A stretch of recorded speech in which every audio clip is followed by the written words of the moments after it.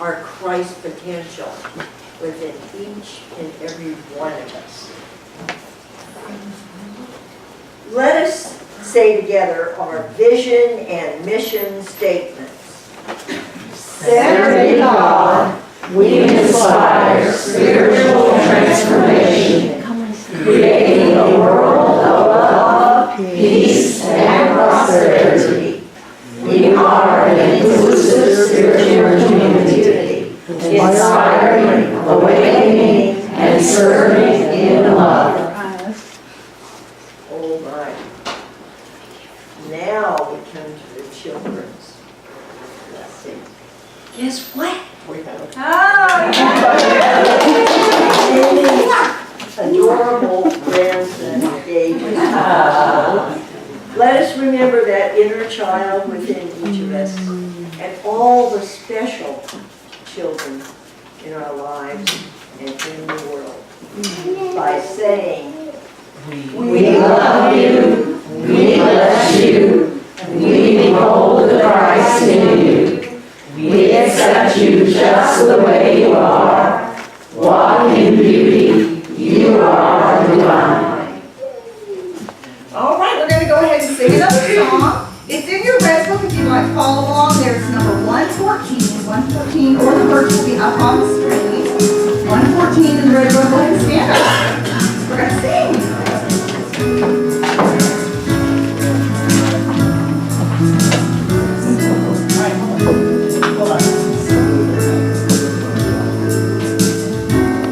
There we go. Ready?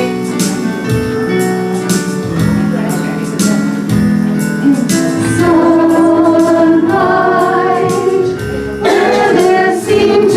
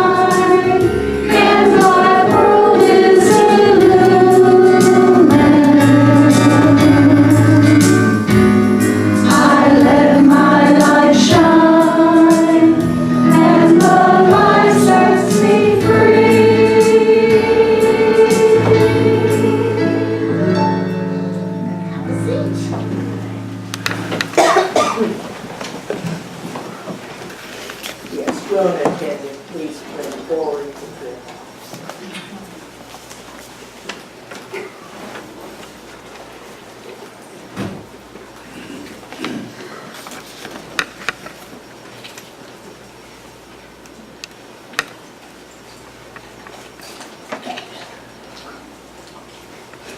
Prayer is focus of unity understanding. It began with healing prayer. Our founders, Charles and Myrtle Fillmore, were both experienced a profound healing, both within and physically. So we know that as we write down, as we speak, as we hold ourselves in that place of openness, in that place of connectedness, in this place of knowing there is one presence and one power in the universe, that healing happens. And we hold that in our hearts, healing what needs to be healed. We give grateful thanks that as we ask, as we are open, as we are willing to receive, our prayers are answered. And in this moment, let us hold both the prayers that have been written down and placed in this box, all the prayers that will never be written down, but are within our hearts. All of those prayers that come to us during the day, at any time. We say, thank you, Spirit. Thank you, God, that your loving light shines, heals what needs to be healed as we get ourselves out of the way. And for this, we give our grateful thanks, and so it is. Amen. And so it is.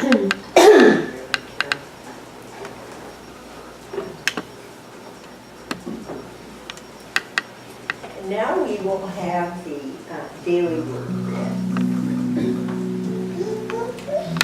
The words for today are world peace. And our affirmation is, we envision all people as citizens of peace. Charles Fillmore defined a peacemaker as one who has the ability to say peace to the turbulent waves of thought and have them obey. Who reduces to peace and harmony all the thoughts of strife, anger, and retaliation in his own mind. We all have the potential to be peacemakers, to live as the children of God we are created to be. Living up to our potential is part of our life's work with daily opportunities. We envision all people as citizens of peace, and we dedicate ourselves to being peacemakers. When we experience strife or anger, we determine the cause and take positive steps to promote healing and resolution. We contribute to world peace by living peacefully and beholding all people as capable of promoting peace.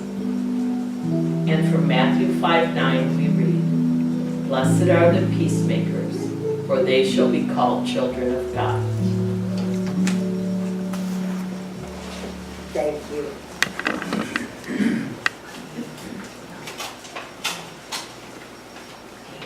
Let us prepare ourselves to say our sacred Lord's Prayer. Our Father, Who art in heaven, hallowed be thy name. Thy kingdom come, thy will be done, on earth as it is in heaven. Give us this day our daily bread, and forgive us our debts, as we forgive our debtors. And lead us not into temptation, but deliver us from evil. For thine is the kingdom, and the power, and the glory, forever. Amen. It's with great pleasure that I introduce Reverend Carol Zukosky. Thank you so much. You're welcome. I got disconnected, so I'll be dancing with this. We're going to take a moment just to just prepare ourselves to be in the field of love together.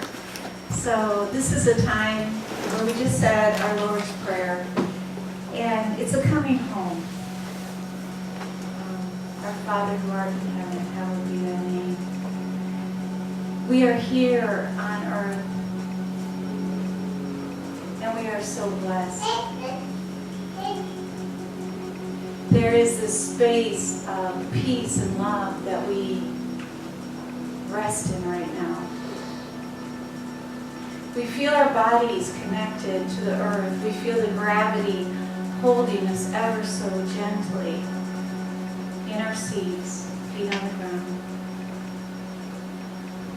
And with some breaths, we notice that we are here, absolutely and totally present. We feel our heartbeat. We notice what is. We feel the cool atmosphere, the love that is present. Opening up ourselves to receive a gift today. We deeply rest in a place that is inviting, that is willing to host something that is good for us, something that is loving, something that is kind. And we know we don't do this alone, that we are given this by grace. Resting here, we are so grateful. We know this is good, and we are here together. The prayer is lifted up. God, deliver the message of my heart today, because I am ready, willing, and able to receive your word. And so it is. My name is Carol, and I am ever so honored to be here today. I've been here many times, and whenever I come, I feel like I'm coming home. I was talking to Reverend Carol before we got started here today, and you can't feel nervous if you're talking to your family. So I just thank you all so much. Today I bring a question, an inquiry, and the first thing I wanted to ask was, well, what do I have to bring to anybody? I don't think that I would bring a sermon, because it would be preaching to the choir. But what I'd like to say is, we're here together to share something, that I am willing to host the energy of you, the light and love that you are. And I know by you being here, you are willing to host the energy of me. And if there's something here for you, you will know it, because we're exchanging. I may be the one up here speaking, but there's a question on your heart. There's a question in your soul. And as you walk with it, if you ask it in a beautiful way, you will get a beautiful answer. We come to these places because they are holy ground. Actually, everywhere you walk is holy ground. But today, as you remember that we're here to give ourselves space, we take that space. So I offered a title for the talk, and that is, Beauty is the Illumination of the Soul. Now, it sounds like I know what that means, right? Well, I decided to actually do something different this time for myself, so I'm stepping out of my comfort zone. I went ahead and took a question that intrigued me, and that I absolutely did not know what it meant. So, beauty is illumination of the soul. Wow. Gosh, that really touched me. I just liked hearing those words. And, you know, I know what the word beauty means, and illuminate and soul, but all together, there's something in that song that was so deep that it just called me in. So I've been spending the last month, but especially the last 2 days, looking at this deeply. I actually got this title from John O'Donohue, and he is just a brilliant poet. He's left the world. He was a priest, in the Catholic Church, and he left the priesthood to become a spreader of the word of love and true love from his point of view. And so that statement, beauty is the illumination of the soul, came from somewhere in his text. And if you ever really want to investigate this and want a little journey partner, you could get his book on Audible about beauty, and it's like walking along with a brilliant poet and learning about it. So I had to ask, well, what does that mean to me, and what could I share? And do you know, when you ask yourself a question, and you ask it in a beautiful way, in an open way, it's an inquiry. That means you may not actually get a direct answer, but if you let it cook, something will happen. So as I sat and I started to write, well, what is it I'm going to meet? Something came up, and it was a memory. And I went to some spiritual conference. I can't tell you when or who was speaking, but I remembered a story from that conference. There was this older gentleman who was presenting at this conference, and he told a story, and he told of being in a little prop plane years and years ago that was traveling from the south, somewhere here in the south, up north, and in it had an amazing passenger, and it was Helen Keller. And Helen Keller was there with Annie Sullivan, who was her teacher and her friend and her interpreter. And that really touched me. Just hearing that, I perked up. It must be a message for me, because I listened and I leaned in. And he said, yeah, he said, I was on this plane, and it was a little prop plane, and I was aware, you know, I watched her communicate with Annie and was actually blown away by it. But he kept to himself. There were only a few passengers, and he wanted to honor them. Well, they hit some turbulence. And in the turbulence, the plane dropped. And it got very shaky. And I think in those old planes, prop planes, there was probably a lot of noise and a lot of shaking. And this gentleman feared for his life. He really felt that vulnerability that he may not make it, or anybody else. He no longer thought about anyone else in the plane, or the only thing he thought about is, wow, what am I going to do? And he just held on and he clenched down. Well, what was actually minutes seemed like hours to him. And they did kind of straighten out and start to fly evenly again. And he was just so relieved, you know, deep breaths, and he looked over and he noticed Annie and Helen, and he was ever so curious about how they were. You know, he was concerned, and he said, well, how are you ladies doing? And Annie said, oh, I'm fine, and then she interpreted for Helen. And Helen said, I am absolutely fabulous.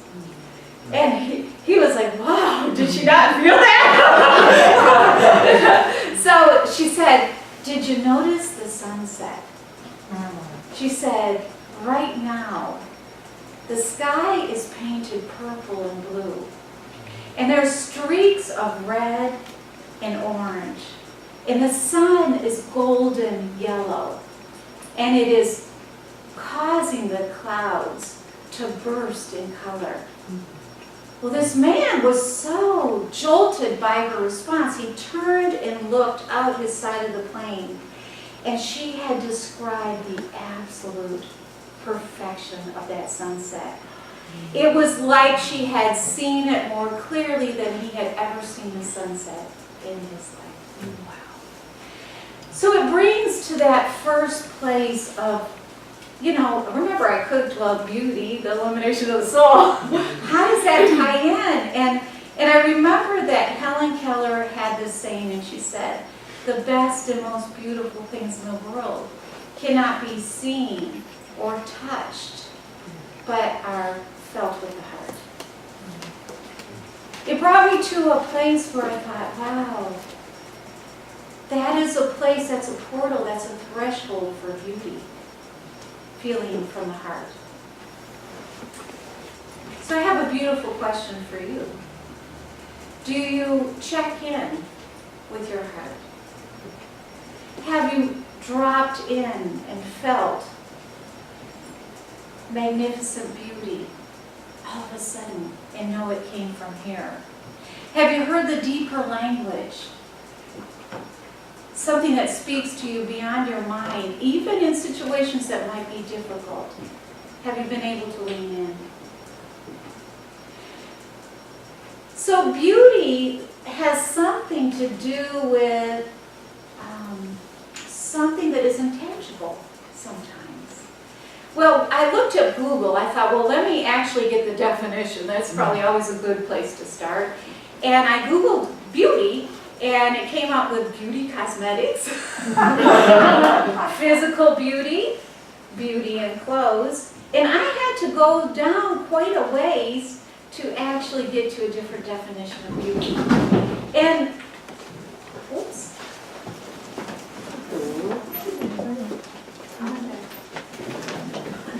Making sure that everybody's okay. Okay, good, good. That was a beautiful pause. Someone's falling for the message, unfortunately. So anyway, I was looking at Google, and I thought, wow, isn't that interesting what beauty comes up for? And I thought, well, kind of reflects our culture. Is that we're very, very tuned into a lot of surface things, acquisition and owning and outside looks of things. But I scrolled down because I thought there must be more to this than this, and then I did find an ancient definition, and definitions from the Greek. And what it said was beauty was seen in nature. And beauty had something to do with the truth of the natural world. So the sun and the moon and the stars and the patterns and the rhythm and the synchronicity of all of that, the harmony, that was the description of beauty. And I was like, wow, I could actually feel into that, yeah. Even emotions, they brought up emotions, the sadness, the grief, the joy, the ecstasy, that too was a component of beauty. The physicalness of death, dying, being born, and how that rotates and moves through life, through the generations and generations of a human being. And all of a sudden I started feeling like, oh, beauty is something that I can't touch. I'm not actually going to be able to use words for this, that it's a mystery. But there's something about us here that calls us to something we can't touch, but we can feel into. So the beauty.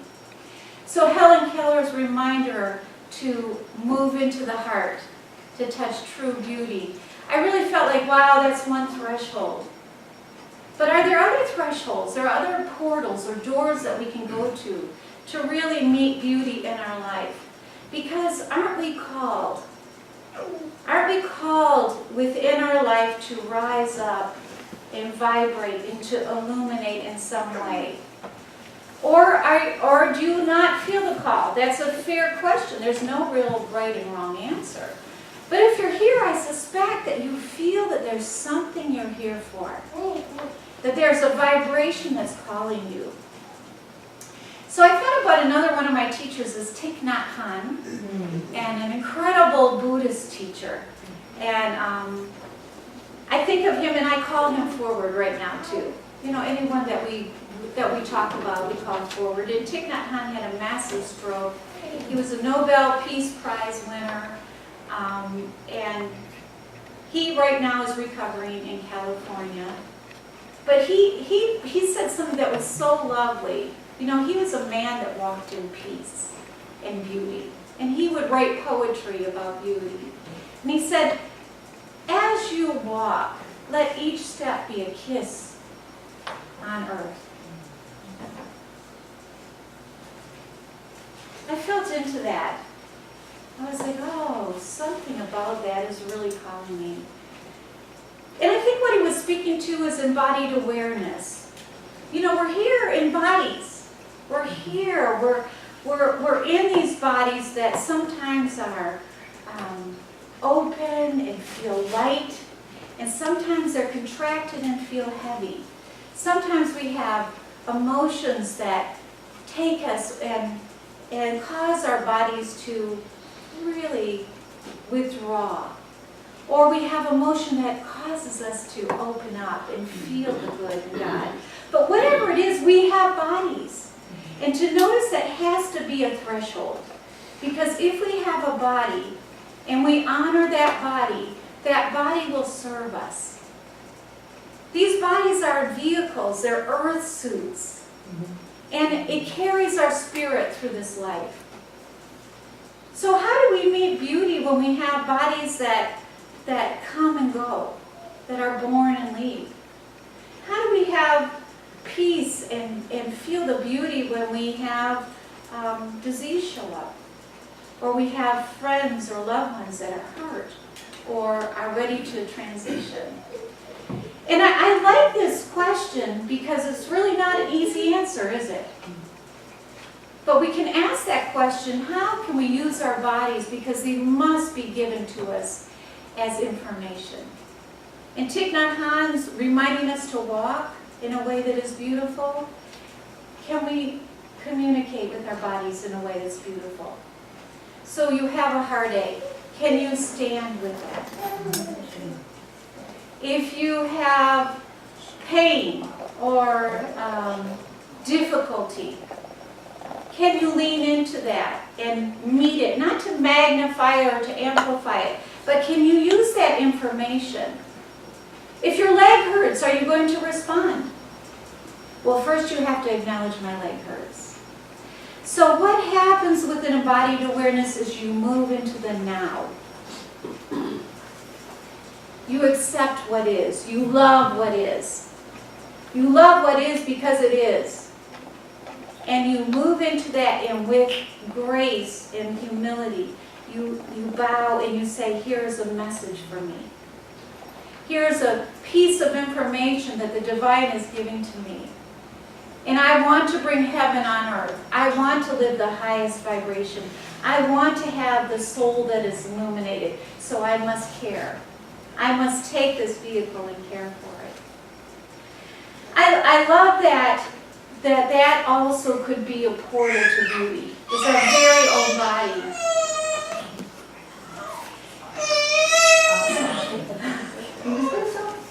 I know, this is the point where he has to go get his baba. He hears the call. That is a beautiful thing if you're a little healthy boy. So, Thich Nhat Hanh also said this other thing, and he said, you must accept yourself first. You must love yourself first. You can't look to another to love you. You can't look to another to even hold the pain that you're carrying. But you can start to stand with it, knowing that you stand with it with love, and that you aren't alone. So do you accept that your body is your vehicle? That it is a container of love? And that nothing in your life is held outside of love? That nothing in your life is held outside of beauty? Now that can sound pretty radical. And you might not have an answer, but can you just cook with it and see what happens? I was thinking, well, that's definitely a threshold for me, embodied awareness. If I will really meet what's going on. So there's the heart, that Keller reminded me to go into. My own body and how I stand on the earth. And then I thought, well, is there anything else that I can relate to? And I just thought of a story I thought I'd tell you about Michael and I. We went to North Georgia to the Blue Ridge Mountains. And we spent 8 days there. And if you haven't been there, I highly recommend it as just magnificent nature. That nature, I needed a vacation. I needed to leave my normal life where I was not grokking what beauty was. I was all caught up in doing and being and packing and making lists. So sometimes we take a vacation from our life. And that's what I thought I was going to do. I was going to take a vacation from my life. Well, it was magnificent. Michael and I changed our attitudes. We slowed down. We relaxed. And we met my sister. She has an RV at a campground. And they happened to have a campground on the top of a mountain that overlooked this entire vista of mountains, the Blue Ridge Mountains. And every day we got to go out and sit and watch the sunset. And what I noticed is that when I gave that space, when I was on vacation, when I allowed that, something happened to me. That at first I would see the colors almost in the description that Helen Keller gave. And the colors were ever changing. There was never a nanosecond that something new wasn't coming up and changing. And I could feel that change within me, and I relaxed into it. I allowed it. And there was some point when I was watching that sunset where I lost myself completely. That I couldn't feel any different than the grass below me or the dirt below me or the smell of the earth or the breeze that blew through the daisies that were before us. And then that vista was who I was. It was in the middle of who I was. There was this spaciousness. Have you been there? Has nature taken you to that place? That rhythm of life? Just to stop and give that space.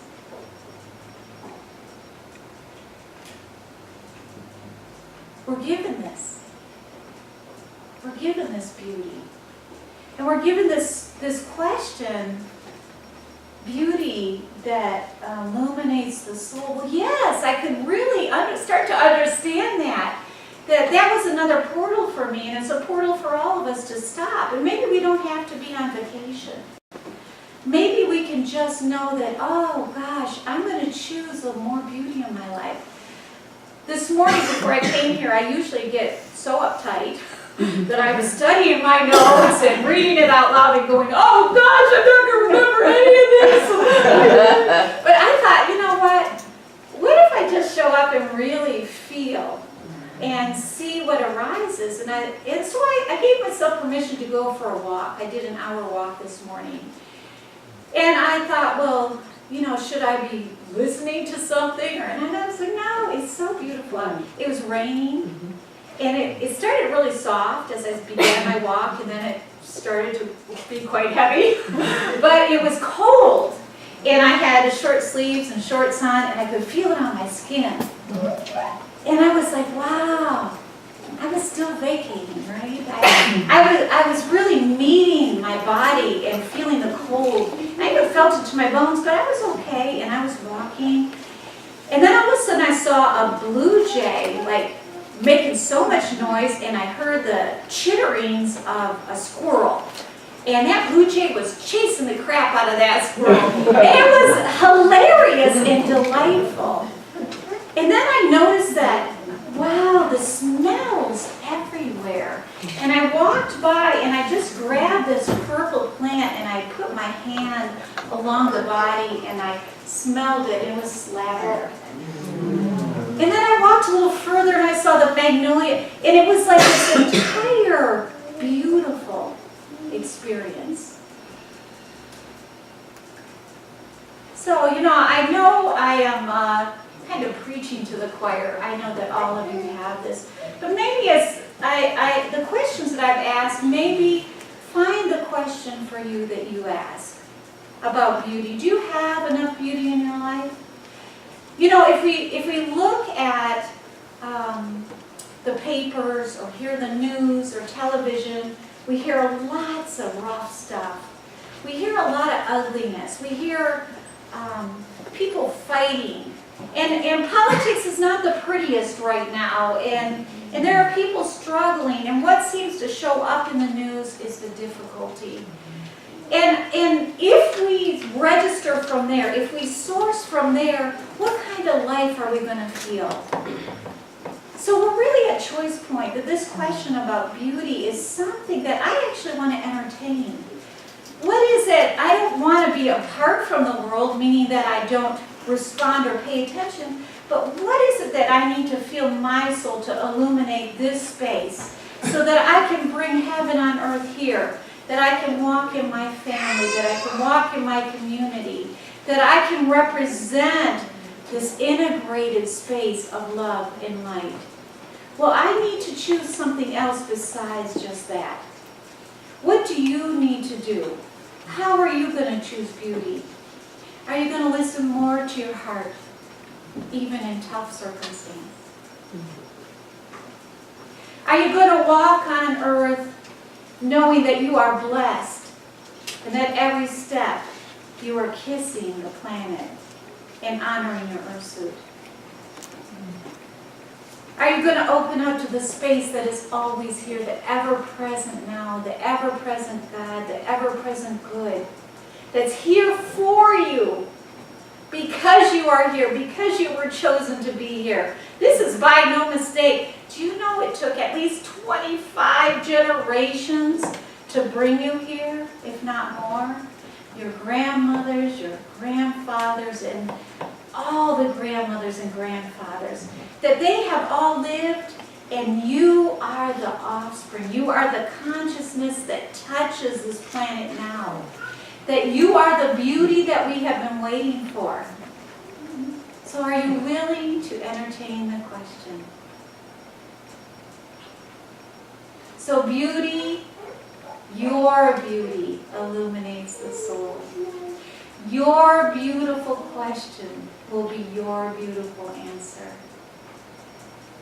Now, as I look at all of you, I just honor the colors and the vibration and the godness and the goodness in all of you. That I stood up here not as Carol, but as all of you. And I'll never be the same for this time because I meet your beauty. So I just want to finish with this Thich Nhat Hanh again. If beauty is in your heart, beauty will take you home. I thank you. That's it.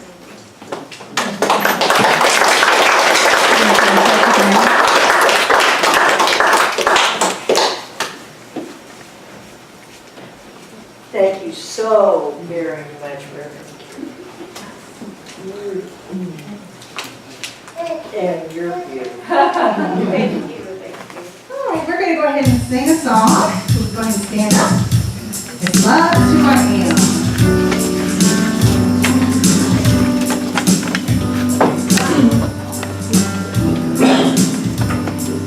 I am surrounded by love. I am surrounded by love. I am surrounded by love. Love is who I am. Supported by love. I am supported by love. I am supported by love. Love is who I am. He changed. This love won't let me fall. This love won't let me fall. This love won't let me fall. Love is who I am. I am a part of this song. I am a part of this song. I am a part of this song. Love is who I am. Love is who I am. Love is who I am. You may have a seat. I'm going to try to pass this little buckaroo on so I can sing a Daniel David song. I just absolutely absolutely love. And I'm sure y'all remember who always works. He loves the yellow and so seriously, look, she's got blue. Those yogurts are awesome. Again, this is more than enough.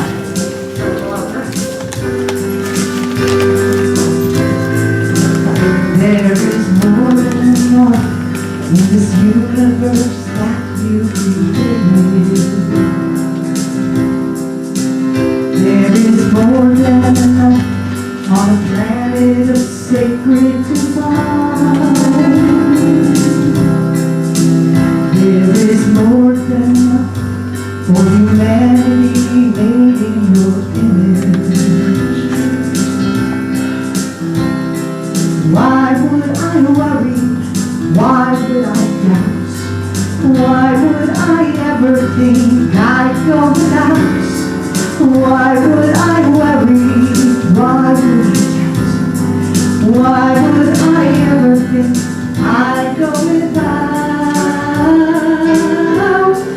You never made me, made everything I see, and all that will ever be is your infinite love.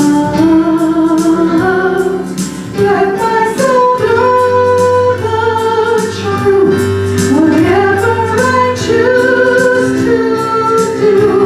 Your infinite love will prove more than enough. There is more than enough in a universe that you created. There is more than enough on a planet of sacred design. There is more than enough for humanity made in your image. Why would I worry? Why would I doubt? Why would I ever think I'd go without? Why would I worry? Why would I doubt? Why